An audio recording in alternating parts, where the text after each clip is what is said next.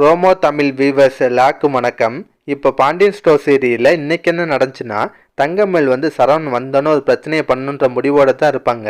அதுக்கேற்ற மாதிரி சரவணன் மாற்றாரு. என்ன மயில் உடம்பு எப்படி இருக்குது, இப்போ உடம்பு சரியாயிடுச்சான்னு கேட்குறாரு. அவ்வளோதான் தங்கமயில் ஆரம்பிச்சிடறாங்க. பொங்க மாமா, உங்களுக்கு என் மேலே சுத்தமாக அக்கறை இல்லை, கொஞ்சம் கூட பாசமே இல்லைன்னு சொல்லிட்டு அழுக ஆரம்பிச்சிடறாங்க. அதை பார்த்து சரவணுக்கு ஷாக் ஆகுது. ஏன் மயில் அழுகிற, என்ன பிரச்சனை விசாரிப்பாரு. மயில் ஒவ்வொரு விஷயமா சொல்லி புலம்ப ஆரம்பிக்கிறாங்க. உங்களுக்கு என் மேலே சுத்தமாக அக்கறை இல்லை, அப்படி அக்கறை இருந்தால் நேற்று என்னை விட்டு மாடியில் தூங்கியிருப்பீங்களா? உங்கள் தம்பி என்ன திட்டினாலும் கண்டுக்க மாட்டீங்க, உங்கள் தம்பி பொண்டாட்டி என்ன திட்டினாலும் கண்டுக்க மாட்டீங்க, ஏன் நேற்று ராஜி உங்கள் முன்னாடியே என்ன திட்டுறா, அதை பார்த்துட்டு சும்மா தானே இருந்தீங்கன்னு புலம்புறாங்க. சரவணும் குடும்பம்னா சின்ன சின்ன பிரச்சனைகள்லாம் இருக்க தான் செய்யும், அதெல்லாம் பெருசுப்படுத்தாத மயிலுன்றாரு. கடைசியாக மயில் சொல்கிறாங்க, உங்கள் தம்பி மன கஷ்டத்தில் இருக்கான்னு தெரிஞ்சோன்னா அவர் கூட எவ்வளோ நேரம் ஆறுதலாக பேசுனீங்க, அது மாதிரி 4 வார்த்தை எனக்கு என்னைக்கா ஆறுதலாக பேசியிருக்கீங்களா? உங்கள் தம்பி மேலே காட்டுற அக்கறையை கொஞ்சமாச்சும் என் மேலே காட்டுங்கன்னு சொல்லி அழுவாங்க. சரவணனும் மயிலை எவ்வளவோ சமாதானம் பண்ண பார்ப்பாரு, ஆனால் மயிலை அழுகையை நிப்பாட்ட மாட்டாங்க. கடைசியாக சரவணன் சரி உன் மேலே அக்கறையை காட்ட நான் என்ன பண்ணணும்னு கேட்குறாரு. மயிலை இதுதான் சாக்குன்ட்டு, என்னை நீங்கள் ஹனிமூன் கூட்டு போனோம், அப்படி கூட்டு போனால் நான் நம்புறேன்றாங்க. சரவணன் சரி நீ அழுகாத, நான் கண்டிப்பாக நான் ஹனிமூன் கூட்டு போகிறேன்னு சொல்கிறாரு. அந்த வார்த்தையை சரவணன் சொன்னோன்னே போதும் மயிலோட அழுகையெல்லாம் பறந்து போச்சு. சந்தோஷமாக சிரிக்கிறாங்க. அதை பார்க்க காமெடியாக தாங்க இருந்துச்சு. அதுக்கப்புறம் நடக்குதுன்னா, சரவணன் அடுத்த நாள் காலையில் தனியாக நின்று புலம்பிட்டு இருக்காரு. ஹனிமூன் விஷயத்தை அப்பாட்ட எப்படி சொல்கிறதுன்னு புலம்பிட்டு இருப்பாரு. இதை பழனி, செந்தில், கதிர் 3 பேரும் கவனிக்கிறாங்க.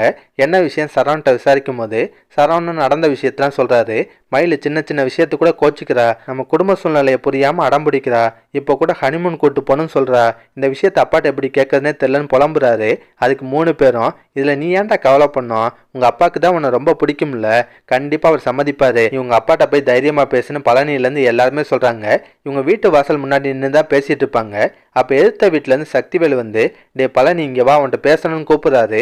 பழனி என்னன்னு போய் கேட்கும் போது அங்கே இருக்க எல்லாருமே குமாரோட கல்யாணத்தை பற்றி சொல்கிறாங்க. அதை கேட்டு பழனிவேலும் சந்தோஷப்படுறாரு. இப்போ வேல் ப்ரோஸோட அம்மா இருக்காங்கல்ல, அவங்க பழனிக்கு ஒரு பொண்ணு பார்க்க சொல்கிறாங்க. அதுக்கு முத்துவேல் நாங்கள் என்ன பொண்ணு பார்க்க மாட்டோம்னா சொல்கிறோம், பொண்ணு வீட்டுக்காரங்களாம் மாப்பிள்ளை என்ன பண்ணுறாருன்னு தான் கேட்குறாங்க. மளிகை கடையில் எடுபடியா இருக்க நான் சொல்ல முடியும், ஒழுங்காக அந்த குடும்பத்தை விட்டு அவன் இங்கே வரட்டும், நம்ம பிஸ்னஸில் ஏதாவது ஒன்று எடுத்து நடத்தட்டும், அதுக்கப்புறம் அவனுக்கு பொண்ணு பார்த்து கல்யாணம் பண்ணி வைக்க வேண்டியது ஏன் பொறுப்புன்றாரு. அதை கேட்ட பழனி ஆரம்பிச்சிட்டிங்களா, இதுக்கப்புறம் நீங்கள் என்ன பேசுங்கன்னு எனக்கு நல்லாவே தெரியும், நான் ஆரம்பத்திலே கிளம்புறேன்னு சொல்லிட்டு நைஸாக எஸ்கேப் ஆயிடுவார். பழனி அங்கேருந்து வரதை பார்த்த பாண்டியன் என்னடா எதிரி வீட்டுக்கு போயிட்டு வர போலன்னு சொல்லி நக்கலாக கேட்பாரு. பழனி அதுக்கு ஒரு காரணத்தை சொல்லி சமாளிக்கிறாரு. கடைசியாக கோமதி வீட்டுக்கு பின்னாடி இந்த சைக்கிளை காணன்னு விசாரிக்கிறாங்க. அப்போ பழனி கதிரிட்ட இப்போ பைக் இல்லாத விஷயத்தையும், இப்போ சைக்கிளில் தான் ஃபுட் டெலிவரி பண்ணிட்டு இருக்கான்ற விஷயத்தையும் சொல்கிறாரு. அதை கேட்டு பாண்டியனும் கோமதியும் வருத்தப்படுறாங்க. அதோட தான் இன்னைக்கு சீரியலை முடிச்சிருந்தாங்க. இதுக்கப்புறம் நடக்க வாய்ப்பு இருக்குன்னா, கதிருக்கு ஒரு புது பைக் கிடைக்கலாங்க. அவங்க ஒன்று கதிரே சேனனில் ஒரு பைக் வாங்கிடுவார், இல்லை ராஜி ஏதாவது பண்ணி கதிருக்கு சர்ப்ரைஸாக ஒரு சேனன் பைக் வாங்கி தரதுக்கு வாய்ப்பு இருக்குது. இந்த மாதிரி சீன்ஸ்லாம் வரலாங்க. இதை தவிர வேற என்ன நடக்கும்னா, சரவணன் பாண்டியன்கிட்ட போய் ஹனிமூன் விஷயத்தை பற்றி பேசுவார். ஆனால் பாண்டியன் வேணான்னு தான் சொல்லுவார்னு நினைக்கிறேன். ஆமாங்க, பாண்டியன் சரவணன்ட்ட சரவணா இப்போதைக்கெலாம் வேணாம்டா, அடுத்த மாதம் பார்த்துக்கலாம் சொல்ல போகிறாரு. அதை கேட்டு தங்கமேல் செம கடுப்பாவாங்க.